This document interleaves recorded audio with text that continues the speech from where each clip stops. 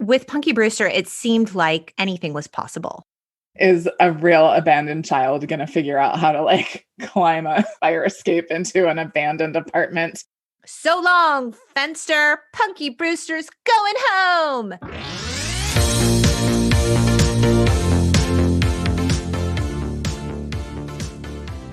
Hello and welcome to the Untitled Gen X podcast. A podcast hosted by two childhood best friends dedicated to the pop culture that raised us. I'm Cate, a writer, a midwife, a current-day pop culture know-nothing, but nobody puts baby in a corner when it comes to the pop culture of my youth. And I'm Lori, a writer and pop culture lover who's still not over how my so-called life left us hanging.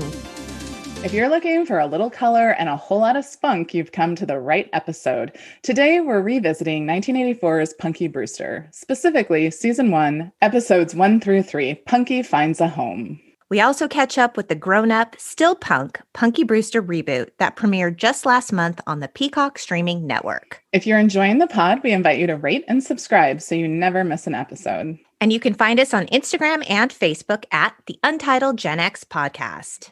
Cate. Lori. Every time I turn around. Dun, dun, dun, dun, dun. Oh, man. When I heard that opening, I was like, oh, I forgot this song. I did too. But then the second you hear it, you're like, oh, yeah. And I've had it in my head for 5 days, and it's making me I'm slowly going insane. Yeah, sometimes there's such thing as too much of a good thing. I was so surprised when I started watching the original Punky. I'm like, did I watch this on repeat all throughout my childhood, or did it just make that strong of an impression on me? Because there were just ways she said things. I was like, oh, right. I loved that when I was a kid. It was so familiar. I think it was different than most shows that were on at the time. It definitely was. I had the exact same experience. When I think about Punky Brewster, I think about mismatched shoes. Yes, or I think about Cherry locked in a fridge, or I think about all alone, Henry, all alone. There are certain specific memories I have about Punky Brewster, but in watching season 1, episodes 1 through 3, I was like, oh my God, I remember that line. I know. It's almost like they got imprinted on my brain permanently, and I sort of haven't accessed them for a while. But when you jogged my brain a little bit, I was like, oh yeah, I know this exactly. It was a very surreal experience for me. It was much the same for me. And I was thinking about this. Okay, so Punky Brewster premiered September 16th, 1984 on NBC. We were 8. But I think part of the reason it made such a big and lasting impression on us is because Soleil Moon Frye was born August 1976. Okay, she's our age. She's our people. She was born in Glendora, California. She was? She was. I didn't know that. We are San Gabriel Valley girls. Yeah. We were the target. Oh, we were. We were totally their demographic that they were aiming. She had elements of all of us in her, in that she was spunky and independent and precocious, maybe in ways that we maybe wanted to be but couldn't fully express. And she was going through some hard things. And, we could all relate to Punky on some level in that way. And Punky felt really personal. It did. I'm trying to think if up until this point, had there been a show where it revolved around a young girl as sort of the main character? Had that happened up until that point? I don't know. Maybe. Punky Brewster was really about Punky. And I don't know. It's early, and I put together a lot of IKEA furniture yesterday. So I'm kind of exhausted, and I feel like you can hear it in my voice. You're done assembling furniture, so assembling thoughts is a little challenging right now. Right. Going back to what you were saying, though, about how the show was so different for the time. The NBC programming chief, Brandon Tartikoff, needed to create a kids show, so he talked to writer David Duclon about it. Duclon told TV Guide in 1986 that he researched current issues and discovered that there were many young girls being abandoned, which is terrible. Oh my gosh. So my mom was in school to become a social worker just before she got sick and eventually passed away. And I mean, I think that it was happening. I feel like that was something on her radar. That's wild. It probably continues to happen. I'm wondering, was there something at that particular time that made it? I don't know, but I do know that even if you couldn't relate to Punky specifically in this way of being abandoned by both parents, kids were experiencing loss of their parents in a multitude of ways, like divorce Right. or a parent getting sick. So it was a show that really, I think, spoke to young people saying, hey, I'm one of those people that doesn't have necessarily a really stable family life at home. I'm having to sort of create my family or have family come from many different places. Yeah, like this is no longer like the Leave It to Beaver, 8 is enough, happy family unit. Right. And so I think that was the thing that really felt so personal about Punky Brewster. It was like, okay, here's a girl who's been through some really hard things and she still has spirit and moxie and a level of positivity to her that we could all sort of hold on to. And I think Punky gave people hope. I really do. I mean, not to sound trite, with Punky Brewster, it seemed like anything was possible. Yeah, I mean, she really took a difficult situation and sort of persevered and made the best of it. And maybe that's a message, even though it's a little fantastical, right? Like, yeah, of course. I mean, is a real abandoned child going to figure out how to like climb a fire escape into an abandoned apartment? Well, she did. With her dog, which I was like, what was her plan when Brandon got bigger? Like, she wasn't going to be able to like lift him up through that little rope pulley system she had. It was a simple machine. Right.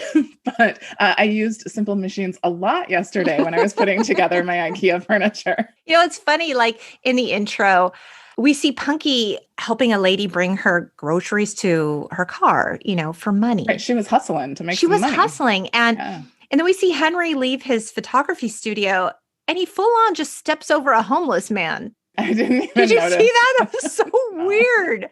That seems really insensitive to me. Well, that's probably what they were trying to, you know, show with that is that like it just was not in his awareness.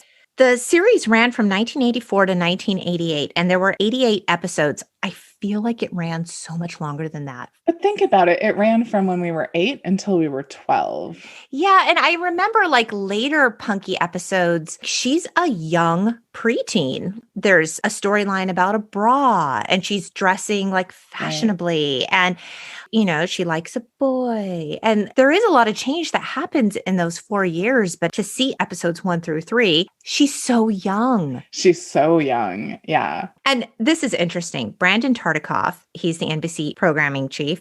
He named the series after a childhood crush of his, and it was a girl named Peyton who went by Punky, Peyton Brewster. Interesting. And Punky's dog, Brandon, was named after Tartikoff himself, Brandon Tartikoff. Ah, I see. See, there you go. Well, the dog's real name was Sandy, just so you know. So that's really interesting because as I was watching, I was like, this is like similar to the storyline of Annie, except for the fact that, you know, they're not rich. But I was mildly obsessed with Annie as a child. As was I. So I know the storyline really well. And like, of course, we all know that her dog was Sandy. So that's kind of an interesting little twist. But like, even to the point where she's like, okay, like I did this and like, now I need to wash the windows. And it's a hard knock life. Right. Yeah. And she was spunky like Annie with moxie like with Annie. Her dog. And she was scrappy. And, you know, she was just all of those things. And honestly, the girl at Fenster Hall, the older one, I was like, you're like Pepper. Totally Pepper. Yeah. So definitely, I feel like there's definitely some elements there that were, and probably Mr. Tartikoff was like, man, girls this age really like Annie. How can we make that a TV show? Right. Daddy Warbucks, Henry Mortimont. Yes. Right. I see similarities all over the place. Yeah. I think we can all agree Soleil Moon Frye was just adorable as Punky. And I feel like Punky was probably a lot like Soleil Moon Frye. She has said now in terms of the Punky reboot, Punky is such a part of me. I don't know where I end and she begins because we were so much the same. So to be part of a journey throughout from the beginning of this full circle or full spiral moment, as I like to call it, has been a true gift. Casting for Punky was a really big deal. They saw over 3,000 girls, young actresses, for the role. Can you imagine being the casting directors? Oh my God, right? That's a lot of little girls. Tiffany Brissett, who ended up going on to play Vicky in Small Wonder, Robot Vicky. Oh, Vicky, yeah. She auditioned for the role, as did Melissa Joan Hart, of course, from Clarissa Explains It All. Well, and I think that she was a really great choice for that role because she was unique in kind of her energy and her appearance and her, I don't know, she didn't necessarily look like all the other girls. Like child actresses. Yeah. And so I think that also makes her a lot more relatable to the girls that were watching her. Because she had, like you said, like that Annie element to her, or that Pippi Longstocking element to her, that every girl. A tomboy with a heart of gold. Absolutely. That's exactly what she was. In terms of casting for Henry, interestingly, Fred Gwynne, who played Herman Munster, was up for the role. He wanted to kind of distance himself from the Munsters persona. And he was called in to audition with Soleil Moon Frye. And at the audition, she said to him, like, "Aren't you Herman Munster?" And he was like, "Oh, okay. Yeah, this isn't the role for me." Like, even the little girl playing Punky, like, can't see past this. Well, and honestly, it was too close. It was too soon, right? Because that's all I would have been like. I'd be like, "Oh, look, she's living with Herman Munster." I mean, I was a hardcore Munsters fan. Were you? Oh, yes. I was obsessed with that show. It was so good. Now I want to go back and watch the Munsters. I know. But Henry ended up being played by George Gaines, and he is known for Tootsie and the Police Academy films. Oh, good for him. He was great in that role. He was. It's funny because to go back and look at it, in my mind, I thought he was like 80.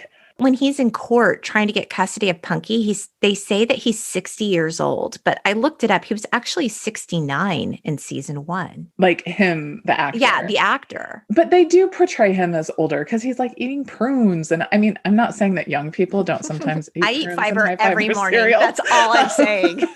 But like, there's sort of this like stereotype that like that's something old people do. Right. And he's kind of like a little crotchety. curmudgeonly. Exactly. Yeah. And so they just made him seem really old. And then they're like, he's 60. And I was like, well, that's like 16 years from where I'm at. I think 60 is different today than it was back in the day. I mean, 60 is the new 50, right? Right. When it comes to Cherry, though, David Duclon, he was the show's writer and producer. He named the character after his niece, Cherry Johnson. But she wasn't just given the role. She had to audition. Oh, so he named the character after her. And then but like, was it like when like Tori Spelling? I know, I was thinking that too. I don't know. That's what they say. And I want to believe it because I really like her. I do too. Yeah, I think she's great. And I think she's great in the reboot. Oh my gosh. I mean, obviously she's older than she was when she was younger, but I'm like, she's just older than she was when she was younger. Like, obviously that happens to all of us, but like something about her is just like, it just feels exactly the same. It just feels like, oh, Cherry, like you're like Cherry, but you're grown up, but you're still Cherry. Whereas like Punky, I didn't get quite that same sense of continuity. Like, I don't know how to explain it, but I have to say, of all of the characters in the reboot, I think I enjoyed Cherry the most. I would probably agree with that too. With the reboot, no shade to Soleil Moon Frye. I feel like that was kind of a tall order because those are some big mismatched shoes to fill. Indeed. There had to be an evolution, a maturity to her character. And so like, how does that translate now as a 44-year-old? What does that actually look like once you've been married? And now in the reboot, she has 3 children and she's a divorcee. Like, how do you maintain that positivity and that spunk and spirit and still show that you are now an adult and it doesn't feel disingenuous? Right. Yeah. She had a lot more nuance to for sure bring. And she's also on screen almost the whole time. Yeah. So yeah, no, I definitely agree. And I mean, and also like it was such an iconic role and coming back to it, I mean, in a sense, seems like it would be a little bit of pressure. I would think so. I mean, she said, hey, someone might call it a reboot, but I really feel like this is a continuation. And she said, I've been wanting to bring back Punky forever. I always said if I was 88 years old and people still called me Punky, I would be thrilled by it. I love that because so many people do something when they're young and they kind of become known for it and then they really resent it. And I'm not saying that I blame those people because I get how that could feel really restrictive, but I just think that there's something sort of really sweet and nice to know that she created this character when she was so young and that she still really cherishes it and loves it and feels honored to be part of it. Because I think for all of us that grew up with her, like it was an important part of our coming of age. And to think that like she would grow up and like resent it, that would be hard to take. When you look at these first 3 episodes, Punky Finds a Home, like this is sort of like some heavy subject matter. And there was enough levity to it that it was enjoyable. But the subject matter was really sort of, this is an abandoned child and her mother is gone and who's going to take care of her? And these are big, scary questions for a 7 And why or do people 8-year-old. keep leaving her? Exactly. And Suleiman Fry had said, over the years, the number of people that have come to me and came through the foster system, that came through broken homes and share their stories about how Punky was really their family, to maintain that integrity was so important to us. She understands just from her life experience and the fan base how important this show was, even though we were all having a good chuckle at these circumstances, but they were actually kind of serious. And I certainly would not have like had this thought at the time when I was 8 to 12 years old.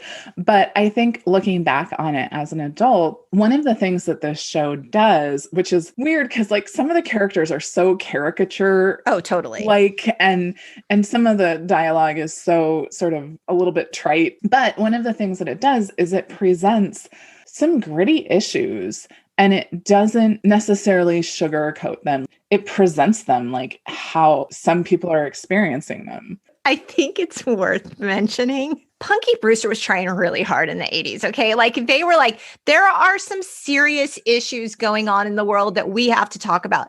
There were some dark episodes of the show, Katie. There were some dark episodes. If you guys want to go back, because you can stream all of Punky Brewster for free on the Peacock streaming network. This is not an ad. This is in no way sponsored. Just letting you know. Okay. All of this, by the way, happened in season 2. So like.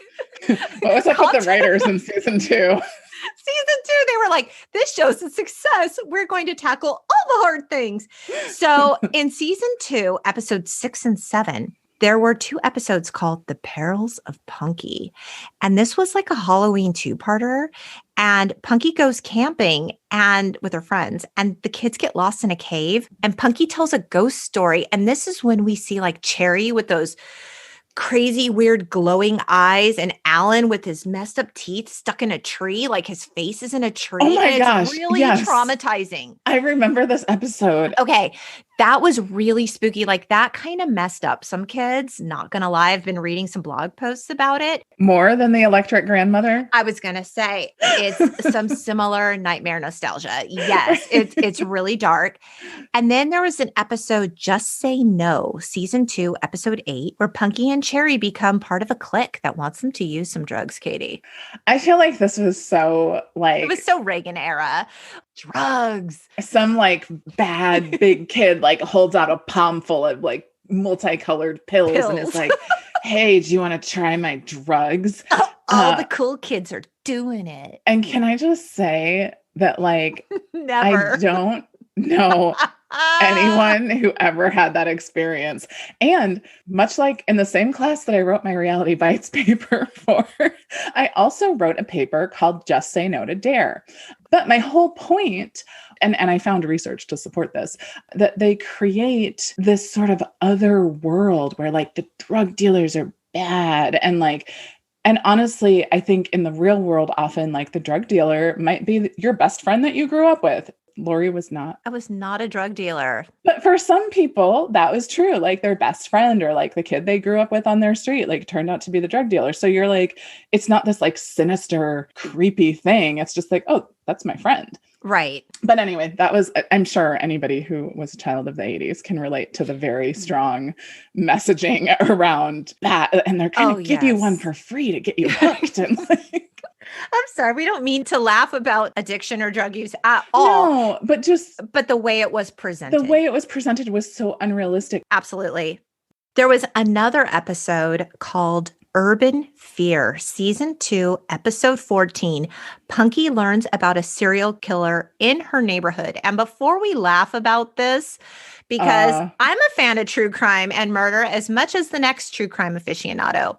We grew up in the San Gabriel Valley, and there was a time, at this time, actually, I'm not even going to say there was a time. Was it this time? It was this time. That was probably the inspiration behind it, where Richard Ramirez, the Night Stalker, was in our city. Yeah. He was in our city. He was on a killing spree. It was very scary. I remember posters for him in every business, everywhere we went. Oh, yeah. That was we were terrified. That was, I think, a pivotal moment in most people's lives in that area at that time, because it was terrifying. One of the things that he would do is like walk in people's unlocked doors. Like, everybody's home, your door's unlocked, you're not worried about it. So I can remember my mom just constantly being like, you have to lock the doors. Like you have to, like the windows have to be locked. It was really scary. My dad used to travel for work all the time, and it was just my mom and I home, and we were very scared. And I remember when the Night Stalker was caught in the most badass way, man, a neighborhood chased his ass down. Everyone's like, enough of the terror. So when he was caught, I remember telling our next door neighbor, like, they caught Richard Ramirez, they caught the Night Stalker. And she just burst into tears of relief.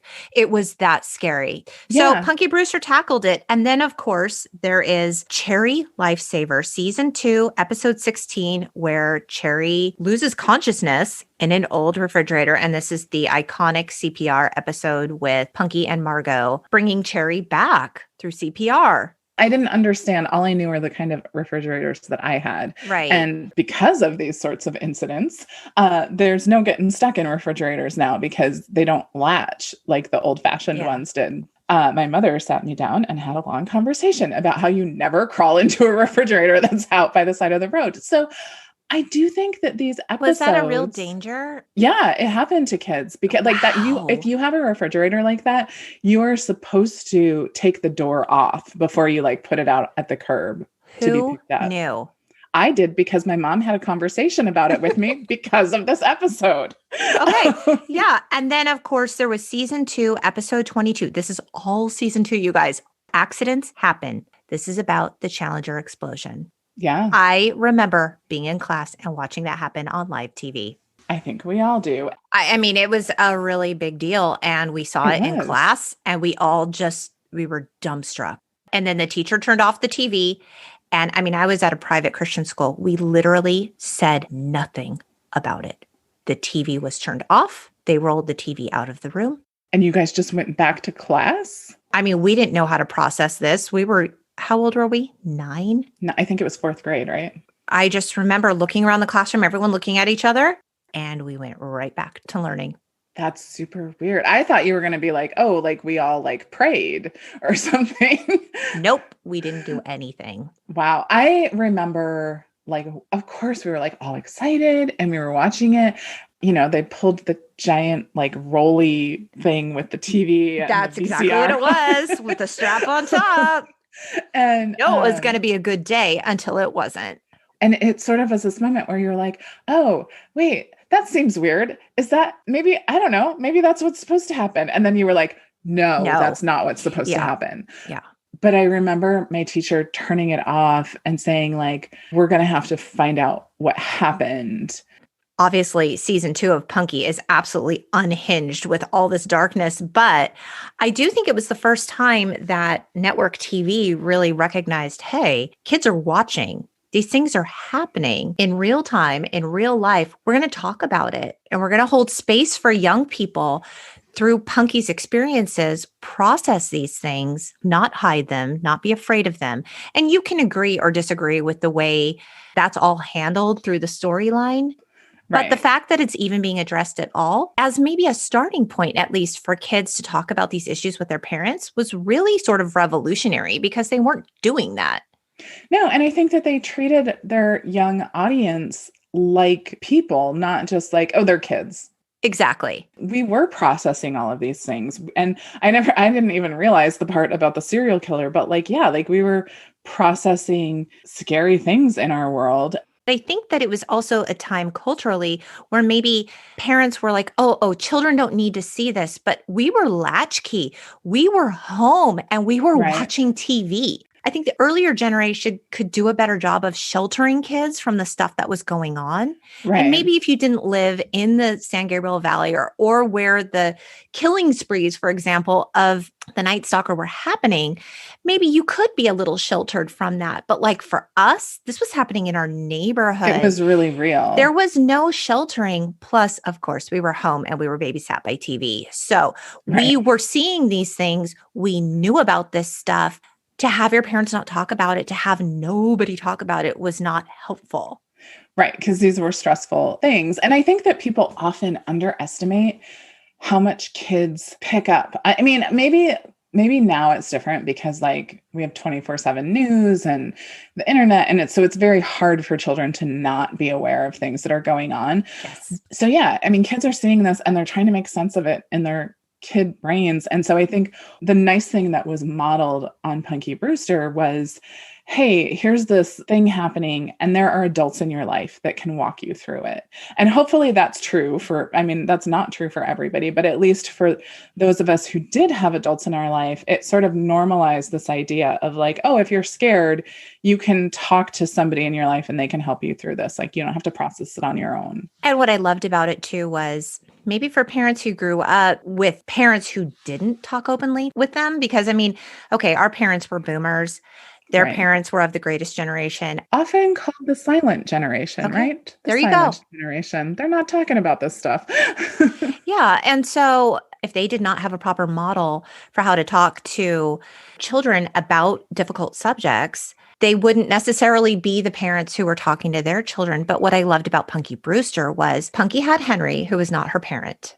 Right. She was a trusted adult in her life. Right. She had Mrs. Johnson. Yeah. She had her teacher. Do you remember her teacher? That was a big part of her life. She had a network of trusted adults around her that helped her process difficult things. So even if you were a kid in the 80s who didn't have a parent. Right. Or a parent who was trustworthy for whatever reason.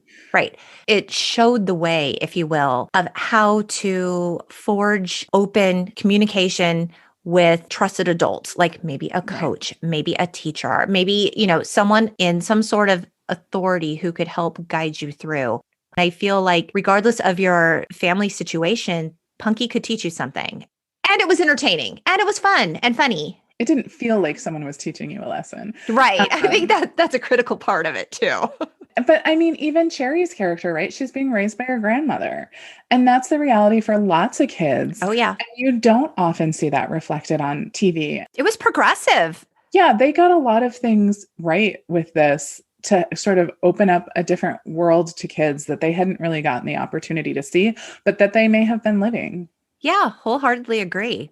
So let's talk about Punky Finds a Home. So we open on Punky in an empty apartment.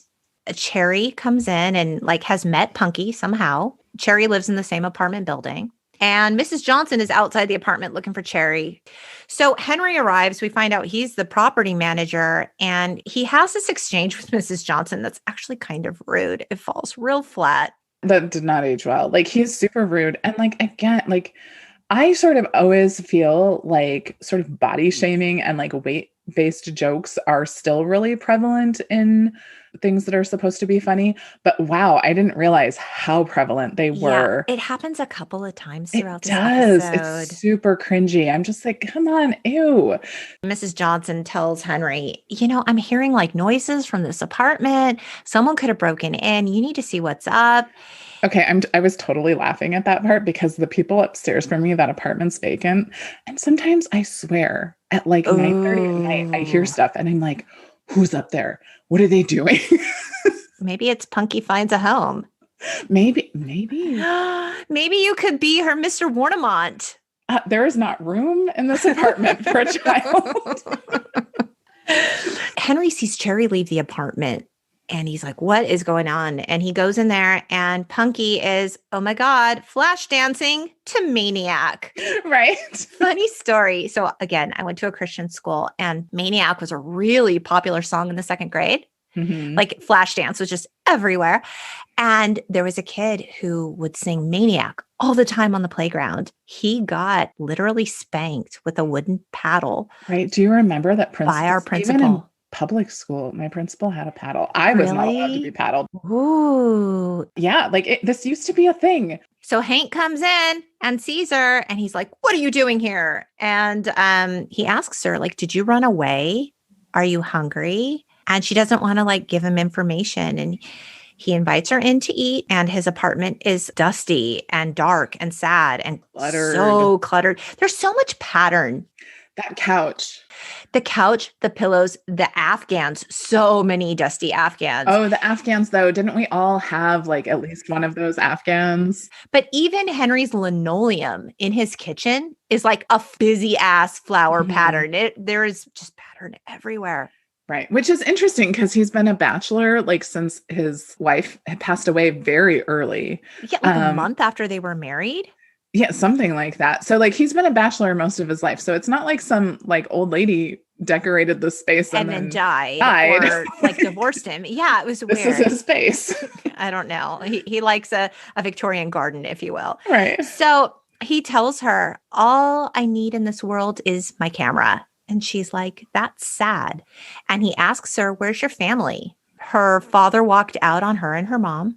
And her mom told her, "Hey, we're going to take a trip." So they packed up the car and they drove to Chicago and they went to a shopping center, and her mom left and said she'd be right back and freaking never returned. And like, how many of us were left in cars at shopping centers as kids? Like all the time, totally normal. This level of magical thinking hurt me because this is how a 7 or 8-year-old would process this. She's like, maybe my mom forgot about me. One day she'll come back and we'll live in a big mansion with bunk beds. That like somewhere in your brain, you're like, somebody could forget about me for this long. It could happen. Oh, like that's heartbreaking. So both my parents worked and I was at daycare in the morning. I was the first kid there and I was the last kid picked up. It just is the way that it worked. Both my parents had terrible commutes. And one time I was at daycare after school and it was closing time. And my dad thought my mom was picking me up and my mom thought my dad was picking me up and nobody came. And let me tell you, I was probably Punky's age. I was really scared. I was like, my parents died. I don't know. I was really, it wasn't even like they forgot about me. Like, oh, they're running late. Like my mind immediately went to, oh my God, my parents died. And I was an only child. So I didn't have like a sibling with me to be like, it's okay. Like, I don't know. It was scary. Well, one time when I was, I don't know, like 6 years old, I had a friend come over to play and her mom was supposed to come pick her up and then like was way, way later than she was supposed to be. And of course, being like, 6-year-olds who were in a very totally safe situation, we're like, maybe she won't come and we can be sisters. The darkest, most magical thinking ever. Right? Like we were like, really? You can have this half of my room. I'll literally share this with you. And when the reality of it, Katie, was the fact that her mom couldn't get to a payphone. That's what it was. Because nobody had a cell phone. Like there was an accident on the 10 and she couldn't get where she was going. Right. Henry's like, okay, well, we need to call the police. We need to find your mother. And then Punky falls asleep on the couch. Then we see Henry in his photography studio the next day. I guess he called the cops. I don't know. He gets a call from the police. He has a friend who's a detective and he calls his friend. Yeah, I saw that. But like, wouldn't you just take the child down to the police station? I mean, this whole part of the storyline is really where you have to do a lot of suspension of disbelief because in reality, he just goes to work the next day. If you find a child that's been abandoned, like I can give him like letting her sleep for the night. Like, okay. Feed her, let her sleep. Right. But then like at this point, then I start to worry, like, am I going to get in trouble because I didn't report this? That's exactly my point. Like you don't call your friend who's a detective. You're like, let's file this. Right. Like you call and you're like, hey, I don't know how that whole process works, but I imagine that you can't just keep that kid if you aren't in their system already. They have to do background checks. They have sure. Because technically at that point, they're a ward of the state and then the state's responsible for the space that they're in. Of course. So if they don't know anything about you, they can't just be like, sure, go ahead. Hang out with this person that's not related to you. So if you didn't already know, if you encounter a Punky, call the authorities right away. That's the right thing to do. Right. But Mrs. Johnson comes in with Cherry and Punky, and they are sophisticated ladies. And they are all dressed up in hats and jewelry and heels and dresses and boas and all of this costume goodness. I remember this scene so well because they put on a photo shoot, and that is a dream come true. This was my dream as a child, right? To like just get to do like crazy costumey, fun, sophisticated lady photo shoot. Right. Henry finally decides, okay, one picture because he's so crotchety. And I mean, in fairness to Henry, like, film costs money. Henry gets in on the fun, and there's an adorable picture that Punky takes of Henry where she's like holding his cheeks into a smile, and it's just delightful. Then we cut to Punky in the apartment trying to earn her keep. It's this idea that if I'm good enough, he'll keep me, which is heartbreaking. It is. Mrs. Johnson tells Henry, I think Punky should live with you. They haven't found her mom yet. Like, you should keep her. Since they seem unconcerned about where she actually is in this moment. Super weird. Henry comes in the apartment and he's like upset. It's clean and organized, and Punky washed his pipes. Oh, like his smoking pipes. Yeah, his smoking pipes. Yeah, yeah. But that's a scene I totally remember. And maybe it was in the opening credits. I think it was. Punky has made the place her own. She's organized it. She hangs a poster of Michael Jackson on the wall. Oh, the Michael Jackson poster. Henry's upset because Punky has put out a picture of his deceased wife. Yes, and that is not for other people to look at. It's not, and it hurts him to look at her. His light has been dim for a very long time. Right. He asked Punky, do you want to be here with me? And she's like, I like you. I think underneath your grumpiness is a good guy. Sorta. I don't know why he asked her, do you want to be here with me? Because he's like, I'm too old and set in my ways to have a child around. Well, then why'd you ask? I mean, same, Henry. Same. And Punky's like, okay, well then goodbye. And he's like, you'll stay tonight. And in the morning, I'll take you to the Department of Children's Services and you'll be placed with a foster family. And she's like, I must be a terrible person. First, my father leaves. Then my mother ditches me. Now you're trying to get rid of me. Nobody wants me around. That's okay. I don't need anybody. I can take care of myself. And she leaves. And what's really sad about that is that they kind of nailed it in terms of her thinking. This is how children's brains work. Absolutely. Nobody's like, oh, my mom obviously was suffering from some kind of issue and left me.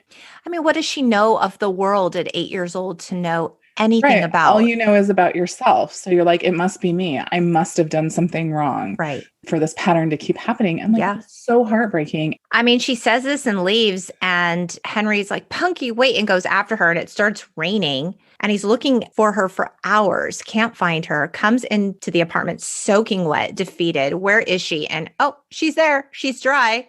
He's like, I thought you left. She's like, it was raining. Like, no, it's raining. Why would I be out there? And this is when he tells her that she can stay until they find her mom. So he makes a promise to her, which I thought was like, Right. He's an adult. He knows how the world works. And I mean, he could say like, I'm going to try and keep you if I can, but it might not be up to me. Which leads us to part 2 of Punky Finds a Home.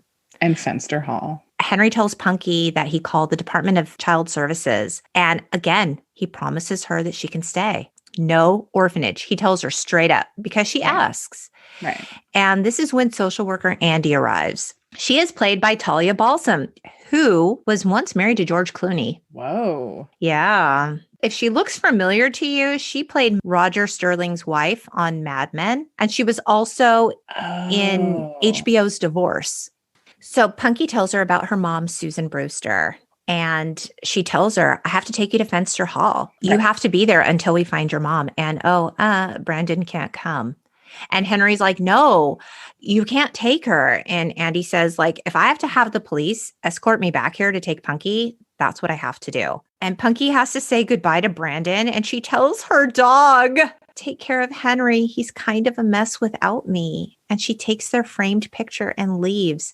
Katie, I used to talk to my cat Muffin. Remember Muffin? I do. You used to make Muffin do all kinds of tricks. Oh my God. Pouncer, Pouncer, the Wonder Cat. Yeah. Poor Muffin. I wrote a song for Muffin. Like Muffin was my people. And I used to talk to Muffin all the time when I was going through hard things. Do people not talk to their pets about their hard times? I still talk to my pets about my hard times. Me too. Like Vito is an excellent listener. At Fenster Hall, she's brought in to share a room with Lisa, who's an older kid played by Robin Lively, who is Blake Lively's sister. Huh.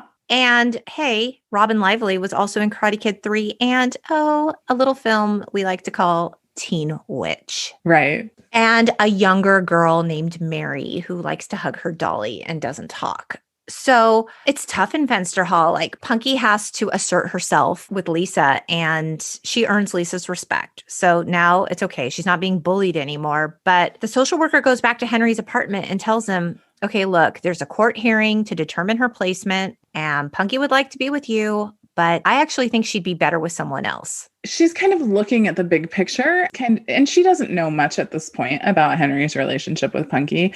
I mean, we know better, but okay, the social worker doesn't at this point.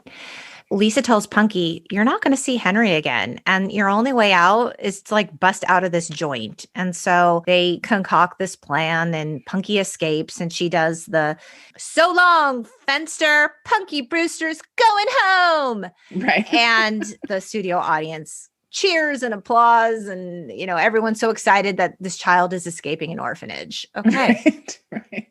This leads us to part 3. So Henry and the social worker are still in Henry's apartment. And Henry's like, why can't I be Punky's foster parent? She's like, you've never raised a child. You're not married and you're too old. Well, but keep in mind, this is the early 80s. I know. So Punky arrives home, surprise, and oh crap, the social worker's there. Whoopsie. Henry tells Punky that she woke him up and made him feel happy. And he decides right then, he tells the social worker, I'm going to court to get custody. I'm not going to give up without a fight. And the studio audience goes wild. Yay, Henry. So in the courtroom, the social worker recommends that Punky be placed with Henry. And I guess it's a social worker for the other side. Is she an attorney? Who's this person who's opposing this so much? If she's like represents the state or who she represents, but man, does she argue for Punky not to go with Mr. Warnemont. She's like, he's too old, he's single, and his apartment is too small. Which, you know what, we're going to circle back to this small apartment when we get to the reboot, because I have questions. Yes, we will. So the judge rules against Henry. The social worker, Annie, asks the judge to take back his judgment. Which is great. He's like, people don't take back their judgments. No one takes back their judgments. I hit the gavel. Like, it is done. But Punky reads a heartwarming letter she wrote to Henry. She says, I'll never, ever, ever forget you. I love you.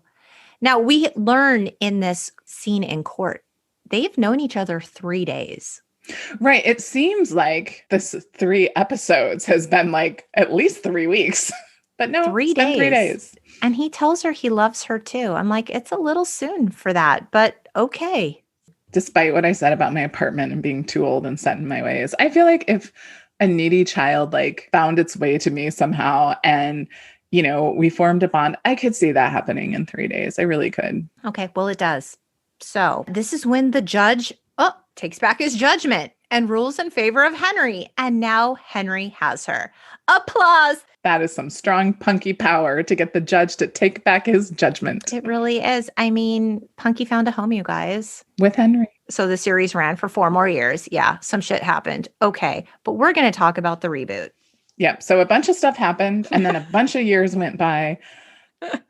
And then we catch back up with Punky. And then Peacock gave us the gift of Punky Brewster, the reboot, which premiered on February 25th, 2021 on the Peacock streaming network. You can watch it now. We're going to talk about season 1, episode 1 pilot. I'm just going to say, I set out to watch 1 episode. I watched the pilot. It was fine. There were some cute moments to it. Did I watch all 10 episodes? Yes, I did. Oh, see, I've only watched the intro, but I definitely want to watch the next ones. Like, it interested me enough. I mean, was it good? I don't know. We can talk about the reviews, but before we do that, let's talk about the episode. Okay. So we're back with Punky, and Punky is in this super cool urban apartment with freaking exposed brick. It's so gorgeous, right? Right. It's very cool.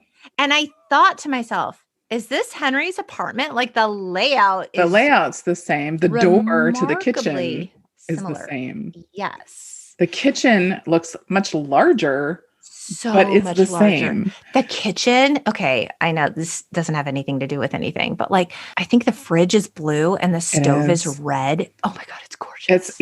I was like, this is a really cool apartment. The apartment is so colorful. It's really, if you imagined the apartment Punky Brewster would grow up to live in, it would be this. There are just loads of like super cool framed pictures on the wall.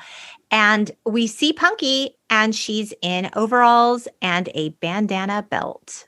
Yeah. Looking like a cool chick. And she says good morning to a framed picture of Henry on the wall. And she begins talking to him while she arranges her camera bag. Punky takes pictures. And she talks about how hard it's been because she's working full time and raising 3 kids on her own. We learn later that she was actually a photojournalist for a long time, that she learned from Henry. She became a photojournalist. But then because she wanted to be able to have more time with her kids and be home more, she's now like wedding and portrait and kind of, a photographer. Yeah. So Punky's teen daughter, I think she's like 15, Hannah comes in and Punky tells her like, I'm in a funk. Somewhere along the way, I lost myself. I miss me. I'm ready for the next chapter. Time to focus on myself and my needs. And Punky has a dog. It's named Brandy. Yeah. And it's a golden. So Punky goes to walk Brandy and Hannah's like, Mom, you're wearing 2 different shoes. She's wearing 2 different colored Converse. And Punky's like, haven't done that in a while. Still works. Applause. The studio audience laugh track, the applause, it's rough for me. I struggle. Yeah, that's never been my favorite. Her daughter's like, you need to get back out there, Mom. You need a dating app. Dad is dating a 27-year-old. And then we meet Punky's 2 other kids. They come in, 2 sons. They come in arguing. We learn that she adopted both boys. So Diego is the older one. And they're siblings, right? Yeah, they're siblings. Yeah. And Daniel is the younger one. Which, by the way, if you are ever like considering opening your home to foster kids or adopting foster kids, like siblings, they try really hard to keep them together. Mm-hmm. So just consider that, and what a powerful thing that is to like let those siblings into your home and maintain stay a their family. Yeah, absolutely. Cherry arrives. She comes and she brings Punky wine and she brings her a hug. She's like the friend we all want. Honestly, if Lori lived in my same town, I'm pretty sure that would be Lori. It would be me. I would be your Cherry, but instead I'm your Lori and we don't live close, but that's okay. But this is interesting. So I guess she's like a social worker now for Fenster Hall. Yeah. Right. She's grown up to be a social worker. She works at Fenster Hall. So she asks Punky to come to Fenster Hall and take some pictures of the kids, like for the website or whatever. And she tells her, there's this new kid that I need to introduce you to. Like, she reminds me so much of you. And so we see Punky at Fenster Hall, and she's introduced to Izzy, who is precocious and wild, and she is hell-bent on busting out of there. Like, she doesn't want to be at Fenster, just like Punky. She's a little much. So I have to say, I quite enjoyed Izzy's character. Did you? And one of the things that I appreciated, I mean, she's a little bit over the top, right? But Punky was a little bit over the top too. For sure. What I appreciated is that, like, even though she shares sort of a lot of commonalities with Punky, they didn't recreate Punky. Like, she has her own kind of vibe to her. She's not as like happy-go-lucky as Punky was. Like, she doesn't have that like... She's more cynical. Yeah. She doesn't see things nearly as sunny as Punky did as a child who went through abandonment. And we learn later, Izzy went through abandonment. So she's a little bit more like streetwise, maybe. She's a little mouthier. Yeah, she's like more cynical. And like, I just thought it was interesting, like, because it would have been really easy to create like a mini Punky. I still feel like they did, but I see what you're saying. I don't find Izzy particularly charming. I actually find her really exhausting. I do have a great appreciation for sort of spunky, particularly like little girls. Like, I don't know why, but like the little girls that sort of go against the grain a little bit, like they're very dear to my heart. Izzy does that, and Punky did that. And so Cherry basically asks Punky to foster Izzy for a few days because there's a family interested in her, but she's going to run. And I'm just going to say, I feel like this was kind of selfish on Cherry's part. Mere hours ago, she brought Punky wine and she came to hug her because Punky is so overwhelmed in her life. And then Cherry's like, do it for Izzy. You were like, Izzy, at some point, Izzy needs a home. It's just for a couple of days. Give a little more, Punky. But there are times in your life where you're really overwhelmed. If somebody said, here's this thing that's going to happen in your life, when would you like it to happen? And you would be like, wow, not now. And yet sometimes those things happen in those very moments and they turn out to be really great. But like the timing was really odd. And you're like, why did this happen right now? I agree. Punky's like, I'm going to call a family meeting with my kids to see how they feel about it. And the kids are like, no, you're not going to bring someone into this house. Like, this has to be a family decision. And the kids are like, no. And she's like, oh, well, here she is. Too bad we're doing it. So it's like, why'd you ask? All of a sudden we see Travis. Who's Travis? He's in the kitchen making breakfast in the morning. Wait, but who is Travis? Who's the actor that plays Travis? Well, it's Freddie Prinze Jr., my friend, who is married to your beloved Buffy. Yeah, Sarah Michelle Gellar. I was like, who is this person? He looks really familiar. He looks really different than I remember him, but... She's all that, baby. There we go. Travis is Punky's ex-husband, and he's back from tour, and there are no boundaries. This is a very confusing relationship.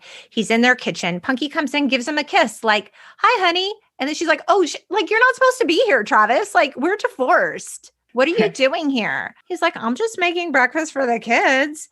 For me, the most interesting thing in this series was the will they, won't they between Punky and Travis. There's still chemistry between these two. They're divorced now. Punky's out to rediscover herself and her Punky power. But that was the thing that actually kept me watching. Mm-hmm. Because I enjoyed the chemistry on screen between these two, more so than maybe even Punky and Izzy. Yeah, no, it is fun to watch the two of them. And I mean, probably also because they're familiar to us, right? Like, I feel like I'm much more interested in Cherry and Punky and Travis because they're people that I know. I mean, Good point. Travis is back from tour and he wants to be more involved with the family now. He hasn't always been a great parent, so he's here to make up for lost time. Cherry tells Punky that she got a couple approved to foster Izzy. They decide to do the handoff at Punky's apartment, and the couple is very straight-laced and not a great fit. Put her in boarding school and book up all of her free time with piano lessons and sports things. And it's just not a good match for Izzy. It's not a good match. And because Punky sees so much of herself in Izzy, she's having a hard time letting Izzy go. And they do have a really beautiful and tender moment in Punky's treehouse, that magical treehouse. Would you have died for that thing? Right. So cool. Yeah. They have a heart-to-heart. She tells a story about a mother who is in a burning building with her baby and is not being able to be rescued and can't get out. And that when she realizes there's nothing else she can do, she leans out the window and drops the baby into the arms of a firefighter. Right. And she says that she realized the best thing she could do for her baby was to let somebody else save her, essentially take care of her. And Izzy's like, well, my mom wasn't in a fire, but it is an interesting metaphor. Clearly, something was going on. I thought that was actually a really lovely way of explaining that, because it's true. I don't think that anyone abandons their child unless they are going through something really severe and hard to cope with. Yeah. And sometimes it is, even if they don't acknowledge it or, wouldn't verbalize it that way, that there is some sense of I can't do this. I mean, ideally, please don't abandon your child in a parking lot. Right. If you're going to do that. To like a safe haven. But we also sometimes don't make that easy for people to do. Well, I'm sure that there's a lot of guilt and shame associated with that too. But I mean, much like Punky, when she was talking to Henry saying nobody wants me, I must have done something wrong. Izzy told her I need to find my mom so I can tell her that I'm sorry for making her leave me. Right. For whatever I did that made her leave me. For whatever I did. And Punky tells her you didn't do anything wrong. I'm here to tell you from my own experience, you didn't do anything wrong. But she does say, sooner or later, you need to stop running and take a chance on someone.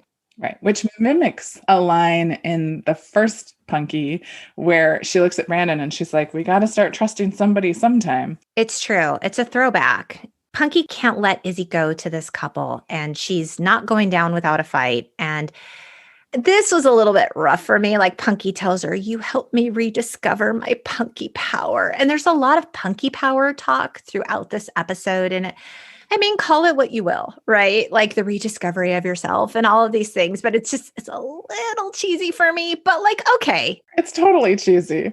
And the fact that her kids want Izzy to stay so bad, I'm like, that's kind of rough for me too, because I feel like that transition to have another kid in this space, which suddenly the apartment has gotten large. I would have really appreciated if they had just tour thrown in just for like to make it like that. Maybe she bought the apartment next door. Because as far as I understood it, Henry's apartment was 2 bedrooms. Right. And I thought, well, maybe what happened was like when she got divorced, she redid this, like that, like Henry left her the apartment and she like redid the apartment for them to live in when they got divorced. But then Travis is like, no, I used to live here. Exactly. So, like, 5 of them lived in what was Henry's tiny little apartment, which no longer looks tiny. The social worker for the other side of Punky Finds a Home Part 3 told us, Henry, your apartment's not big enough for 2 people.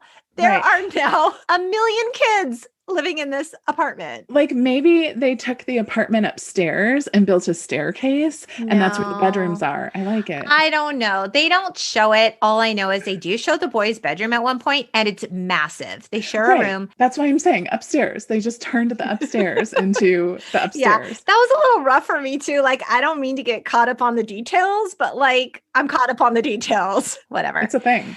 Then at the end of the episode, you guys, oh my God, Punky gets a phone call from her mom. Oh, Susan Brewster, where have you been? I'm like, but is it Susan Brewster? Is she being scammed like an Annie? Ooh, well, I suggest you watch ahead. I know how it ends, but I'm not going to spoil it for you good people. But I will tell you, the reviews aren't great, but I want to know, what'd you think? This is how I feel about it. Is it like award-winning television? No. Did I expect it to be award-winning television? Nope. Okay, fair. I expected it to be a fun, nostalgic trip down memory lane. Now, I did see one of the reviews that the Hollywood Reporter said it's nostalgia neutral and quality neutral as well. I think that's a little harsh. Like there is nostalgia. I do tend to feel like the pilot episode of any show. I will say, I think it got better. I don't think it ever got great. And Variety said, that's all to say that while the show isn't exactly new or groundbreaking, as so many savvy viewers perhaps expect a comedy to be these days, Punky's rainbow lens goggles and penchant for finding the joy in life may be the fare that ragged families everywhere need right about now. And I didn't watch this with my family. I have 2 boys, 13 and 18. They're not here for Punky Brewster. But I feel like it could have been a little edgier, to be honest with you. IndieWire graded it a C. They graded it average. They said, in the end, Punky Brewster definitely has an uphill battle to stand out from the endless reboots, which is probably true. There's a lot of rebooting happening right now. Right. They said, compared to Peacock's other revival, Saved by the Bell, this retread does feel toothless and safe. But if you're looking for family entertainment with a dependable cast, this will work. It's a fine. It's regular. It's medium. It's medium. I'm just going to say, though, that like after the year that we have all had, I think there's something to be said for something that's toothless but safe. It's just sort of the general consensus. The Wall Street Journal said much of Punky Brewster would be funnier or perhaps even endearing if it weren't trying quite so hard to be both. And I kind of agree with that. I think if this gets picked up for a season 2, I think they'll begin to come into their own a little more naturally. They need to do a reboot of the Halloween episode. Oh, God. What is it? The Perils of Punky? What is that episode called? With Alan's face. Oh, my God. Well, you know what's fun? Margot makes an appearance. Does she? In a later episode. Alan does not, but Margot does. And that was kind of fun. The thing that I appreciated the most, Soleil Moon Frye completely commits to this role. She commits to the spirit of what the original Punky Brewster was. She said, like, I really hope that the generation who grew up with Punky Brewster loves it and that this new generation loves it just as much. Punky forever. You can call me Punky forever. Truly. I didn't have like grand expectations. I wasn't expecting this to be award-winning television. I just was expecting it to be something enjoyable and fun and a, throwback to a show from my youth. Well, I am wondering if this gets picked up for a season 2, is it going to go the way of OG Punky season 2 and tackle some really tough issues? Because Lord, there's a lot to talk about now. Are they going to start living through a global pandemic? It would be interesting to know. They're all over like the social with her daughter, the social media aspect of things and like dating profiles. And so they're talking about things, from a really sort of current lens.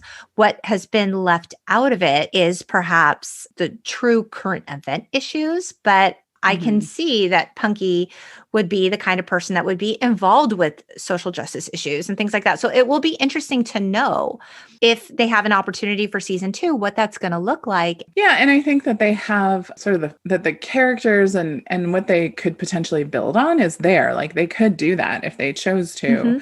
And yeah, I mean, who knows? Maybe they decide to like have her go back to being a photojournalist and, Ooh, I like it. Tackling like the tricky things happen. Really, if you wanted to do like a current day, like these are things people are, dealing with in their lives. Think about how over the last year, photojournalists have been involved in documenting so much of the unrest that's been going on. And that would be an approach to it if they really wanted to kind of get back into that idea of like, yeah, we're going to cover like what's happening. It's interesting too, because we learn in later episodes that Travis says no to a tour to stay home, to be with the kids. And Punky doesn't want him to have to sacrifice his dreams. And so if Punky is now rediscovering her Punky power, what does that look like as a mother while she's now fostering Izzy in addition to being a mother to 3 children? And don't you think that like carrying this idea forward, like this is something that women in this phase of their life who have been mothers are kind of experience. I mean, I can't really speak to this because I haven't been a mother, but I have a lot of friends who are. And I think that there is sort of this, when your children are little, it's so all consuming and they need so much of your attention. And then as they start to get older, I find that like my women friends are like, okay, now I have time to think about who I am. Who am I? What do I want to do?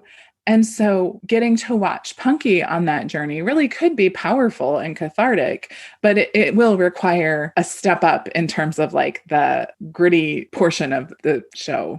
And would it be interesting to see the reality of, even though she had great support from Henry, even though she had all of that, like to acknowledge that like the trauma from your childhood sometimes creeps back in? Absolutely. Soleil Moon Frye is a documentarian, and she has actually directed films before, and she directed and produced a film called Kid 90. It just premiered on Hulu March 12th. It is a documentary about child stars growing up, and Leonardo DiCaprio is an executive producer on it. In the 90s, Soleil Moon Frye carried a video camera everywhere. And good on her. They were huge back then. Oh my God. Like this isn't some bullshit Lainey terrible footage from Reality Bites. Like it's better than Lainey's footage, but whatever. She was still a kid too. The group of child stars were all friends. I mean, we're talking David Arquette, Balthazar Getty, Brian Austin Green, Stephen Dorff, Mark Paul Gosselaar, Jonathan Brandis. Soleil Moon Frye carried around her camera and she captured all of it. And it's all in this documentary. I haven't seen it yet, but like literally, I'm going to go watch it after this podcast. I'm so excited to see it. I'm super excited. I didn't know that it existed until you told me about it. And I'm like, I can't wait. I'm going to go turn it on right now. Probably some of the footage is super cringy, right? Like imagine if your friends had a camera in the 90s. Oh my gosh. Aren't you so glad that like you came of age in a time where it's not forever documented on a social media account? It's not documented on social media, but it is documented on neatly folded origami notes up in my garage right now. Have them all. But good on you, Soleil Moon Frye. Thank you for bringing Punky back and all of your glorious Punky power. I do recommend that you go and watch pilot and see if you're inspired to binge all 10 episodes, because I did. Yeah, I mean, I plan to. Even though I felt much like IndieWire, who graded it a C, I still watched it. Hey man, C's get degrees. C's get degrees. Thanks so much for joining us. If you can't wait to hear more, please remember to subscribe so you never miss an episode. And just a friendly reminder, you can find us online at theuntitledgenxpodcast.com. We hope you keep in touch, beautiful people. Bye. Bye.